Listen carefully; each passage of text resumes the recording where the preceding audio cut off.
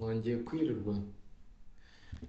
Eh, Nishimiye kubakira kuri iyi cano kandi nejejwe no kubasangiza bimwe mu bijyanye no gushushanya ibice bigiye bitandukanye, aho uyu munsi tugiye gushushanya ibyo bita yoke cyangwa se igikoresho cyifashishwa mu guhuza ibimasa bibiri cyangwa se inyamaswa ebyiri ziba ziri gukora umurimo wo guhinga.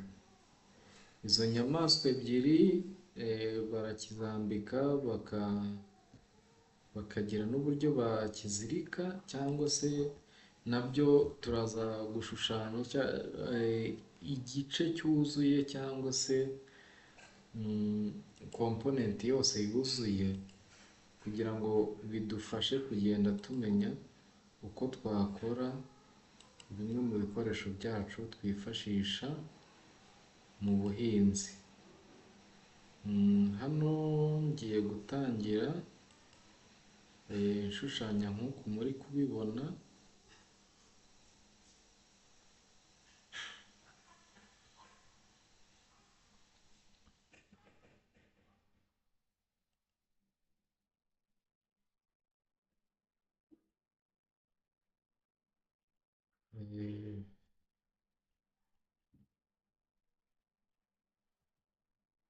Reka umurongo wacu cyangwa se yoke yacu tuyihe 80, ubwo biri buze kuduha 120, ko ari byo inka zacu uko ari ebyiri cyangwa se amatungo yacu uko ari abiri azagenda ahuzwa nabyo.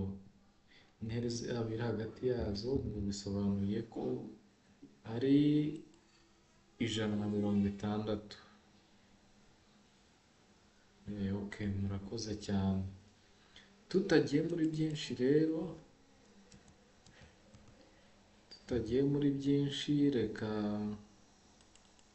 reka dukomeze isomo ryacu ry'uyu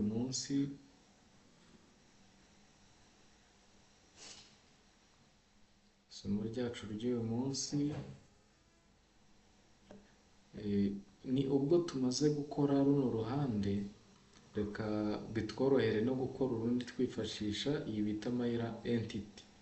Ni ukuvuga ngo uru ruhande twashushanyije turahita twongera tubisange no ku ruhande rwo hirya, twifashisha ubu buryo, aho tuza tukabukandaho, tukazamo hano muri entity to mirror, tugahitamo igishushanyo cyacu cya mbere, tugahitamo mayira about cyangwa se copy, aho tugiye kubishyira, tugahitamo axis bitewe n'aho cya gishushanyo cyacu kiri. Nitubikora gutya, ubwo tukabona uyu murongo, turahita twemeza, kuko urabona iki ni cyo n'ubundi twashushanyije hano. Nitumara kubyemeza, turasigarana ibintu bimeze gutya.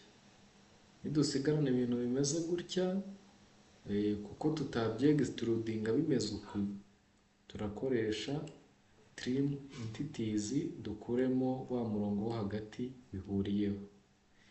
Nitumara gusoza ibyo bintu rero, turagaruka hano dukore extruded boss, tubisohore nibura kuri 20, turangiza tubyemeze. Urabona ko ya yoke yacu imeze neza.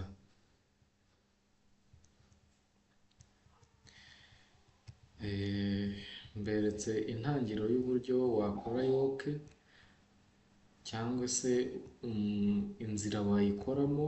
Ubutaha tuzaza turi kuyikora neza, tunayambika ka kantu n'ubundi kaba kazihuje, ziba zambaye mu ijosi, kazifasha kugendera ku murongo